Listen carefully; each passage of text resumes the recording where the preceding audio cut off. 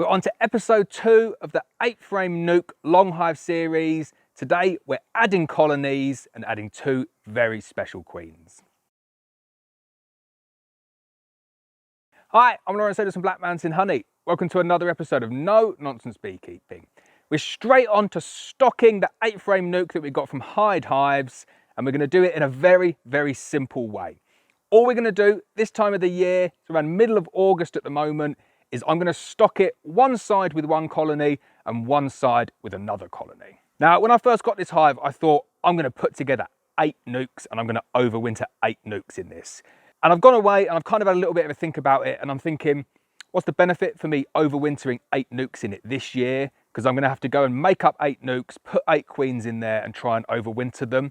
Okay, I'll get 8 nukes through the winter, hopefully, but then it's not really providing me with any benefit because I was fast forwarding a little bit further into what I'm going to do next year, and all I'm going to do is I'm going to remove the queens and then I'm going to add cells and I'm going to use it as a mating hive.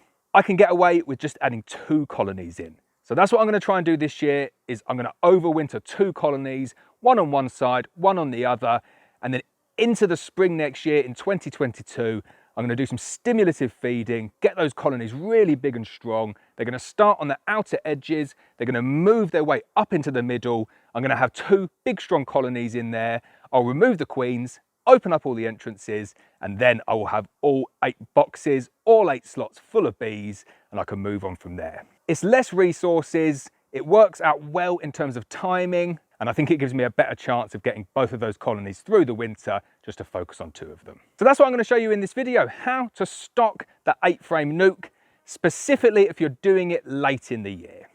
Right, so here are my queens. They've got their unique line identification numbers that I'm going to get some paperwork for, hopefully as well. But they are island mated Danish queens. I'm really excited by them. Just look at the size of that queen in that one. She cannot even turn around. She is desperate to come out of that cage. But both of the queens look really, really nice. I can't wait to see how they're going to come along. Very, very excited. Right, you'll have to excuse me. I'm a little bit out of breath after that. I've just lugged over a big, heavy colony and they have packed it full of honey. So that was a little bit of a silly thing to do. But I wanted to bring it over here because it makes more sense, you seeing what I'm doing over here, making the splits, stocking this colony. Back at the site over there, 30 meters away, I've just popped a nuke. The first thing I'm gonna do, go in there, find the queen on a frame with some bees, and I'll take that back over to the nuke. And then everything else in this colony is fair game in terms of splitting it up, distributing it about, making 2 nice splits in this 8-frame nuke. So if you watch my channel all the time and you want to know what colony this is the 2nd abandoned hive video that I did. Not the first one, but the 2nd one where I thought there is no way that this colony is going to get through. This is the colony. They're not very friendly, they're not very nice bees, but they've actually packed in a decent amount of honey this year and they're looking pretty good. However, the fact that the temperament's not so good, I'm not too fussed about splitting these guys up. Going to give them some nice, friendly Danish queens. That will sort them right out. So like I said, first thing I'm going to do, get into the brood box, find the queen, go and put her back on the original site.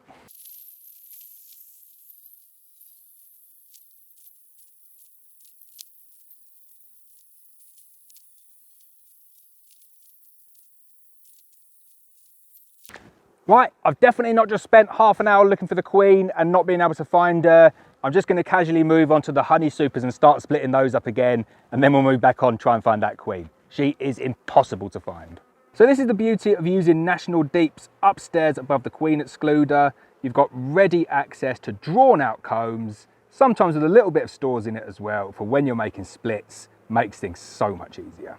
So we've got some nice frames up here. Getting late in the year though, this is nowhere near capped. These are really perfect frames for making these splits. Gives them an instant boost of nice open stores. Going to pinch a few frames from up here and spread them out over the 2 splits. So I'm just taking frames from this national deep upstairs. Obviously no queen up here. I can just take the frames with the bees and I'm just going to pop them in, spread them about nice and even. Some of the frames, a little bit too good to go into splits. We'll take those ones out, extract them because they're really nice, big, heavy honey frames.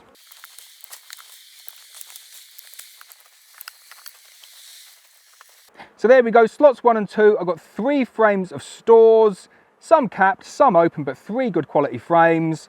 Got it as far away as possible from the entrance. Don't stack it right up next to the entrance.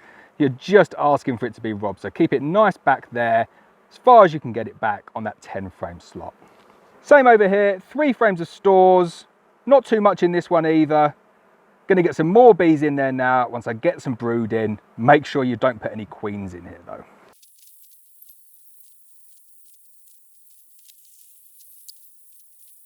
Well, at least I know why it's taken me half an hour to find that queen. This was an abandoned colony, but she's unmarked, she's very small, and that took me at least 30 minutes to find her. So I'm gonna go and pop her back over on the original location now. I'll get her set up in a nuke, 1 frame of brood, little bit of stores, and the flying bees can return back to her. I'm gonna get her marked as well, just so she's a little bit easier to see. But yeah, she was very, very difficult to find.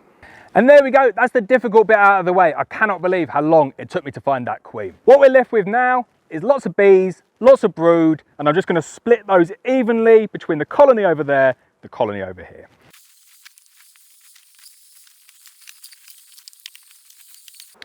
Right, so what I have now is a fully stocked colony.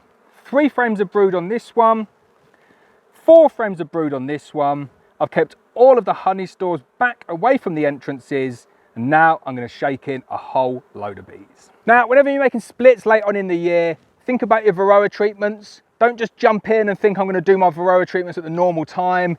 Coincidentally, it is the normal time, but as soon as you're making a split like this and saying, right, I'm not going to have any honey off it, then get in there, do your varroa treatments. I'm using Apivar this year, so I'm just going to treat them, get them treated at the same time. 4 frames of brood in that one, 3 frames of brood in that one. I'm just going to have 1 strip of Apivar in each half of this colony. I've done plenty of videos on the channel, how to apply Apivar to your colony, so hit the subscribe button, take a look through our channel. There's loads of videos to help you get that varroa count down. And then we're nearly finished. I've got lots of bees left over, both in the supers and the remaining brood box. I'm just going to shake them in. You will get drift back to the original hive, so overstock them as much as you possibly can, and then we're going to temporarily block the entrances as well, and then we'll introduce the queens. You can see how it's really important to find the queen before you do this. Isolate her, then everything else is really easy and you can just shake bees in. Then don't forget, if you're splitting colonies, you've got your supers, use all of the resources. You might as well shake these back in. Some of them will fly back, but you want them nice and strong in both of these halves of the split.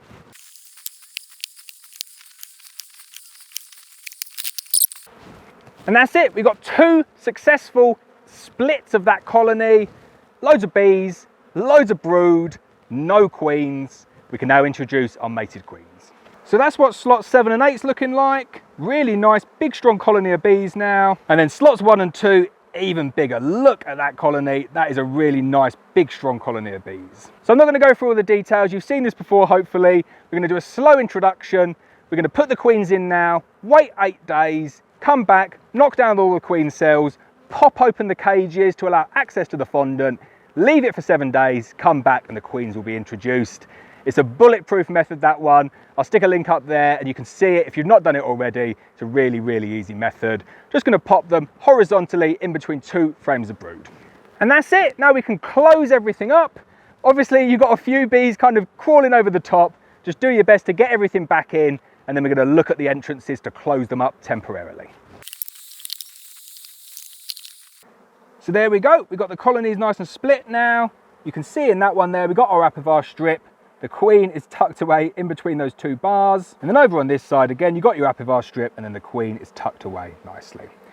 Don't worry about any bees up there. There's a nice little escape. They'll get out, no problem. Just brush it off when you close it and everything will be fine.